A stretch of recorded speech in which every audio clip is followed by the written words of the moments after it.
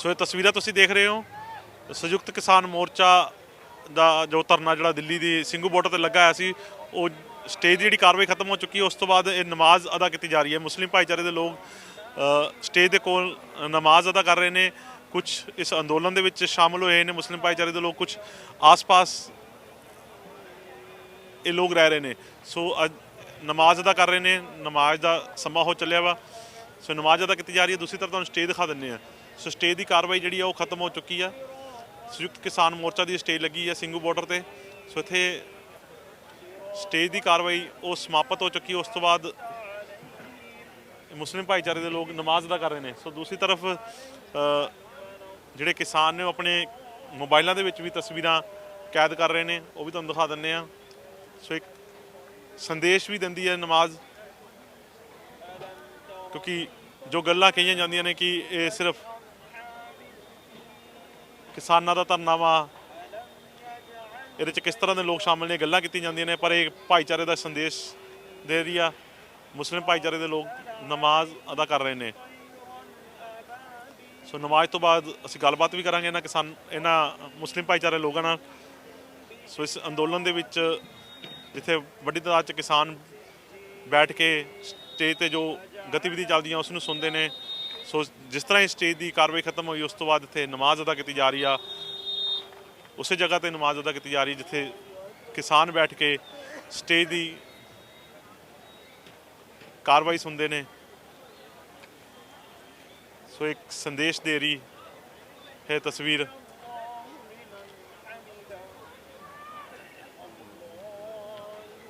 ਸੋ ਇਹ ਨਮਾਜ਼ ਅਦਾ ਹੋ ਰਹੀ ਹੈ, ਤੁਸੀਂ ਦੇਖ ਰਹੇ ਹੋ ਤਸਵੀਰਾਂ।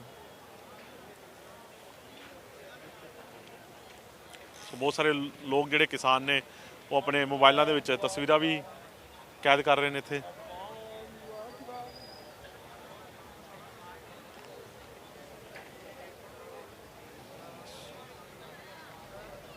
ਸੋ ਪਿੱਛੇ ਵੀ ਸਿੱਖ ਲੋਕ ਜਿਹੜੇ ਖੜੇ ਨੇ ਉਹ ਵੀ ਹੱਥ ਜੋੜ ਕੇ ਖੜੇ ਨੇ।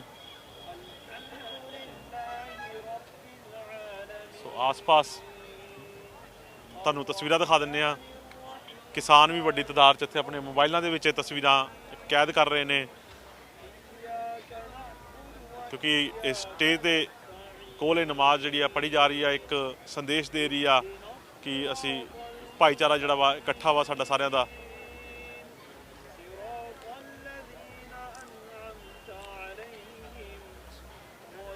ਇੱਕ ਵਾਰ ਮੈਂ ਕੈਮਰਾਮੈਨ ਨੂੰ ਕਹੂੰਗਾ ਪਿੱਛੇ ਤਸਵੀਰਾਂ ਦਿਖਾ ਦੇਣ। ਕਿਸਾਨ ਆਗੂ ਵੀ ਇੱਥੇ ਖੜੇ ਨੇ, ਇੱਥੇ ਨਮਾਜ਼ 'ਚ ਸ਼ਾਮਲ ਹੋਏ ਨੇ। ਸੋ ਵੀ ਹੱਥ ਜੋੜ ਕੇ ਸਿਰ ਝੁਕਾ ਕੇ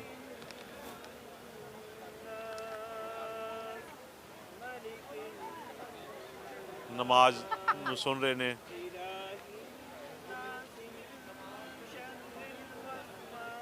ਮੁਸਲਿਮ ਭਾਈਚਾਰੇ ਦੇ ਲੋਕ ਇਹ ਵੀ ਅਰਦਾਸ ਕਰ ਰਹੇ ਨੇ ਕਿ ਸਰਕਾਰ ਇਹਨਾਂ ਦੀਆਂ ਮੰਗਾਂ ਮੰਨ ਲੈਣ, ਸ਼ਾਂਤੀਮਈ ਢੰਗ ਨਾਲ ਅੰਦੋਲਨ ਜਿਹੜਾ ਚੱਲ ਰਿਹਾ ਵਾ। ਸੋ ਕਿਸਾਨਾਂ ਦੀਆਂ ਮੰਗਾਂ ਸਰਕਾਰ ਮੰਨ ਲਵੇ।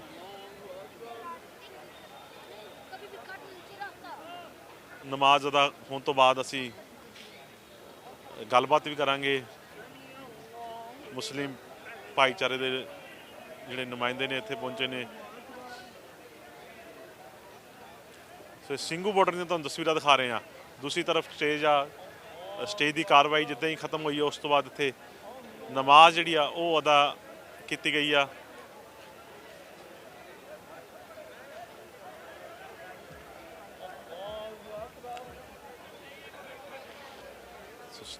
ਸਟੇਜ ਦੇ ਕੋਲ ਨਮਾਜ਼ ਅਦਾ ਕੀਤੀ ਗਈ ਆ। ਬਹੁਤ ਸਾਰੇ ਕਿਸਾਨ ਆਗੂ ਨੇ ਆਪਣੇ ਮੋਬਾਈਲ 'ਚ ਤਸਵੀਰਾਂ ਵੀ ਕੈਚ ਕਰ ਰਹੇ ਨੇ।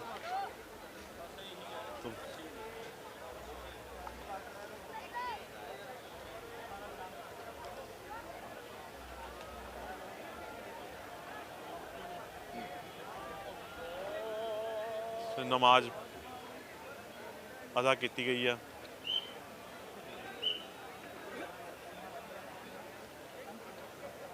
ਉਸ ਤੋਂ ਬਾਅਦ ਅਸੀਂ ਗੱਲਬਾਤ ਵੀ ਕਰਾਂਗੇ। ਮੁਸਲਿਮ ਭਾਈਚਾਰੇ ਦੇ ਲੋਕ ਨੇ ਇੱਕ ਸ਼ਾਂਤੀ ਦਾ ਸੰਦੇਸ਼ ਦੇ ਰਹੇ ਨੇ, ਭਾਈਚਾਰਕ ਦਾ ਸੰਦੇਸ਼ ਦੇ ਰਹੇ ਨੇ।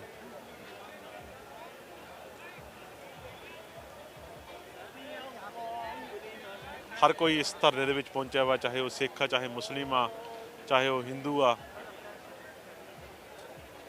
ਹਰ ਇੱਕ ਕੋਈ ਇਸ ਧਰਨੇ 'ਚ ਪਹੁੰਚ ਕੇ ਭਾਈਚਾਰਕ ਦਾ ਸੰਦੇਸ਼ ਦੇ ਰਿਹਾ ਵਾ। ਸੋ ਇਹ ਮੁਸਲਿਮ ਭਾਈਚਾਰੇ ਵੱਲੋਂ ਸਟੇਜ 'ਤੇ ਅੱਜ ਨਮਾਜ਼ ਅਦਾ ਕੀਤੀ ਗਈ ਆ।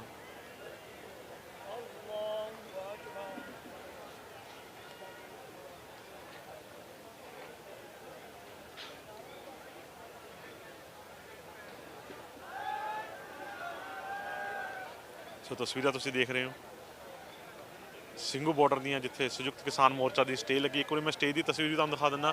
ਸਟੇਜ ਦੀ ਕਾਰਵਾਈ ਜਿਵੇਂ ਹੀ ਸਮਾਪਤ ਹੋਈ ਜੀ, ਉਸ ਤੋਂ ਬਾਅਦ ਮੁਸਲਿਮ ਭਾਈਚਾਰੇ ਦੇ ਲੋਕ ਜਿਹੜੇ ਇੱਥੇ ਪਹੁੰਚੇ, ਉਹਨਾਂ ਨੇ ਸਟੇਜ ਦੇ ਕੋਲ ਆ ਕੇ ਨਮਾਜ਼ ਅਦਾ ਕੀਤੀ ਆ। ਸ਼ਾਇਦ ਸੰਦੇਸ਼ ਦੇਣ ਦਾ ਕੋਸ਼ਿਸ਼ ਕੀਤੀ ਆ, ਇੱਕ ਪ੍ਰਾਰਥਨਾ ਕੀਤੀ ਗਈ ਹੈ ਕਿ ਕਿਸਾਨਾਂ ਦੀਆਂ ਜਿਹੜੀਆਂ ਮੰਗਾਂ ਵਾ ਉਹ ਸਰਕਾਰ ਮੰਨ ਲਵੇ। ਸੋ ਬਹੁਤ ਸਾਰੇ ਲੋਕ ਇੱਥੇ ਮੋਬਾਈਲ 'ਤੇ ਆਪਣੀ ਤਸਵੀਰਾਂ ਕੈਚ ਕਰ ਰਹੇ ਨੇ, ਕਿਉਂਕਿ ਇਹ ਭਾਈਚਾਰਕ ਦਾ ਸੰਦੇਸ਼ ਆ। ਸੋ ਪ੍ਰਾਰਥਨਾ ਕੀਤੀ ਜਾ ਰਹੀ ਆ ਅੱਲਾ ਨੂੰ।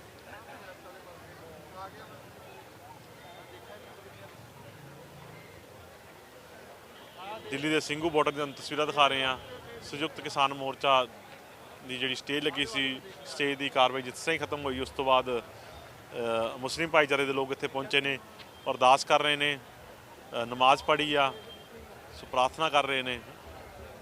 ਸੋ ਦੂਸਰੀ ਤਰਫ ਬਹੁਤ ਸਾਰੇ ਕਿਸਾਨ ਆਪਣੇ ਮੋਬਾਈਲਾਂ ਦੇ ਵਿੱਚ ਤਸਵੀਰਾਂ ਵੀ ਕੈਦ ਕਰ ਰਹੇ ਨੇ। ਪਿੱਛੇ ਤੁਸੀਂ ਦੇਖ ਸਕਦੇ ਹੋ ਕਿਸਾਨ ਹੱਥ ਜੋੜ ਕੇ ਖੜੇ ਨੇ, ਉਹਨਾਂ ਦੀਆਂ ਅੱਖਾਂ ਬੰਦ ਨੇ, ਉਹ ਵੀ ਪ੍ਰਾਰਥਨਾ ਕਰ ਰਹੇ ਨੇ।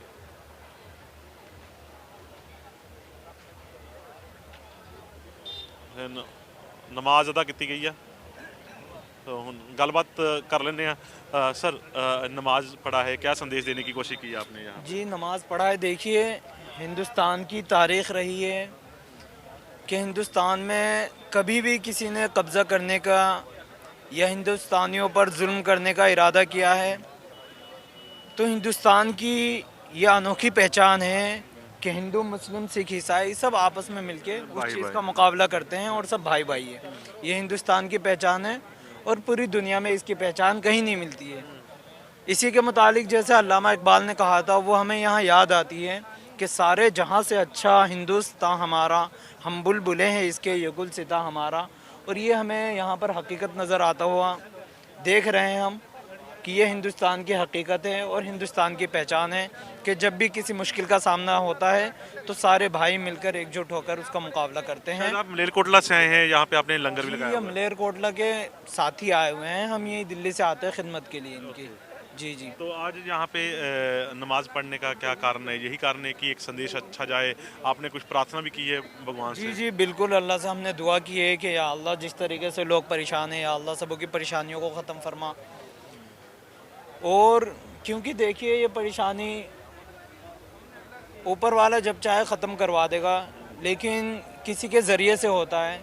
जो आज हमारे ज़रिया हमारे पीएम हैं, प्रधानमंत्री साहब हैं, वो जब चाहे ख़त्म कर सकते हैं और लोग अपने घर जाके सुकून से, यही आपने अल्लाह से प्रार्थना की? जी जी, अगली फसल की तैयारी करेंगे और ये आज सुकून से रहेंगे तो कल हमें सुकून पहुँचेगा। वरना जिस तरीके से हम देखते हैं तो दिल से हमारे आह निकलती है कि अगर ये किसान इसी तरीके से ज़्यादा लंबा आंदोलन खींच ले तो इनके बच्चे तो शायद यकीनन नहीं मरेंगे क्योंकि इनके पास अनाज होगी, लेकिन हम और आप भूखमरी के भूखमरी में शामिल हो जाएंगे और हम और आप भूख की वजह से मरेंगे, ये किसान नहीं मरने के। तो आप अभी स्पेशल दिल्ली से आके यहाँ नमाज अदा किया? जी नहीं नहीं, हम पूरे दिन यहीं रहते हैं। जी, लंगर चलाते हैं जर्दे का और वो मीठे चावल, नमकीन चावल के, ये दो चलाते हैं। सो आप एक बार नाम बता दीजिए अपना। जी, मोहम्मद अमजद मेरा नाम है। सो ये नमाज अदा की गई है।